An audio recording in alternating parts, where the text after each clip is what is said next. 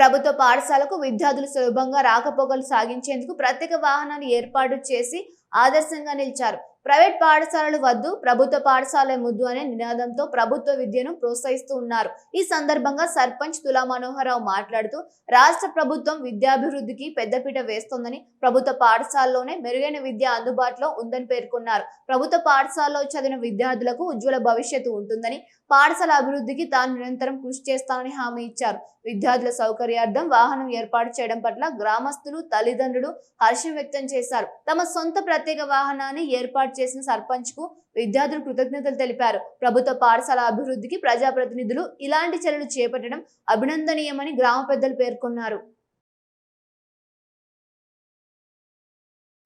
ప్రభుత్వ పాఠశాలను పరిరక్షించుకోవాలనే లక్ష్యంలో భాగంగా పెద్దపల్లి జిల్లా కాళశ్రీరాంపూర్ మండలం మా మొట్లపల్లి గ్రామ పంచాయతీకి సంబంధించిన ఉన్నత పాఠశాల మరియు ప్రాథమిక పాఠశాల విద్యార్థులు నిరంతరం పాఠశాల వెళ్లేందుకు వారి సౌకర్యార్థం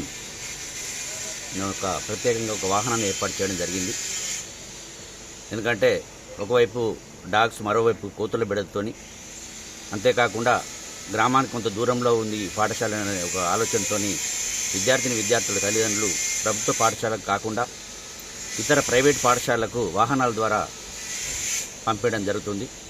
దాన్ని నియంత్రించడంలో భాగంగా ఒక ప్రభుత్వ పాఠశాలలో అత్యంత విద్యావేత్తలతో కూడుకున్న ఉపాధ్యాయులతో కూడుకున్న పాఠశాలలో మంచి విద్యను బోధిస్తున్న తరుణంలో కూడా ప్రభుత్వ పాఠశాలను పట్టించుకోకుండా మామూలు చదువులతో వెళ్లదీస్తున్న ప్రైవేట్ పాఠశాలకు విద్యార్థులను పంపేయడం వల్ల వారి మేధాశక్తి కూడా పెంపొందించకపోగా. నా పేరు బొజ్జం నిఖిలేష్ కుమార్. నేను 8వ తరగతి చదువుతున్నాను. మాకు మా మొట్టపల్లి పాఠశాల దూరం అవ్వడం వలన ఎవరు రావడం లేదు. కుక్కలు ఉంటాయి, కోతులు ఉంటాయి, అందుకని ఎవరు రావడం లేదు.